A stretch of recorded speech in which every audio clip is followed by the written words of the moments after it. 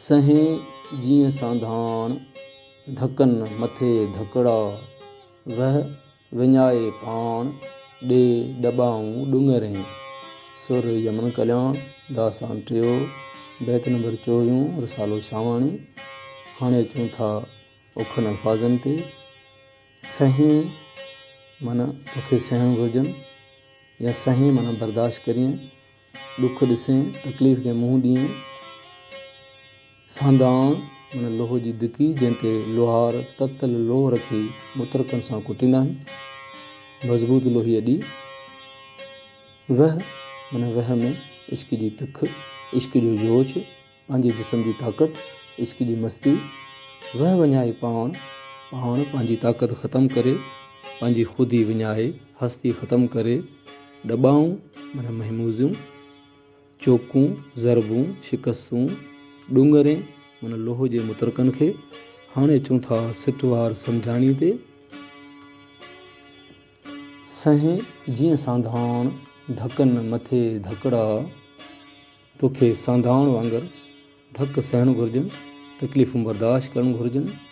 वह विञाए पाण ॾे दॿाऊं ॾुंगरें। इश्क जे वहकिरे में तिख में अहिड़ो ग़र्क़ थी वञ जो तोखे मुतरकनि जे धकनि जी असुलु ख़बर ई न पवे। मुर्गो मुतरकनि खे चोट लॻे, ज़ख़्मी थियनि, शिकस्त खाइनि। सॼणो वरी गंज जी पाणी में थोरे फ़र्क़ सां उहा हाज़िर ख़िदमत आहे। सहे जीअं सांधाण धकन मथे धकड़ा, वह विञाए पाण ॾे दॿाऊं ॾुंगरें।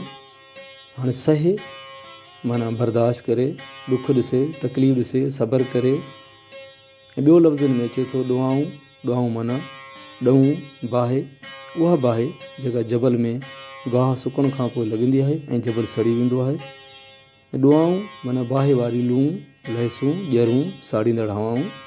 सॼणो हाणे वरी इन गंज वारी पाणी मुताबिक़ माना थींदी जेको जंहिंमें शाइर संसुदो सांधाण सां मुखातब आहे त सहे जीअं सांधाण धकनि मथे धकड़ा, जीअं सांधाण मुतरकनि जा धकनि मथां धक सहे थी, बर्दाश्त करे थी।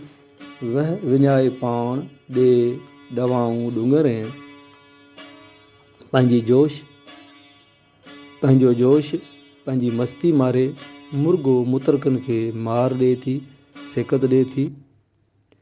हासिल मक़सदु यानी ये आशिक़ ऐं इंसान मक़सदु माण ख़ातिर सांधाण जीअं धकड़ा यानी तकलीफ़ूं सहण लाइ तयारु थी ऐं समूरो रत सत ॾेई मुतरकनि खे बि मात ॾे। हक़ लतीफ़ सच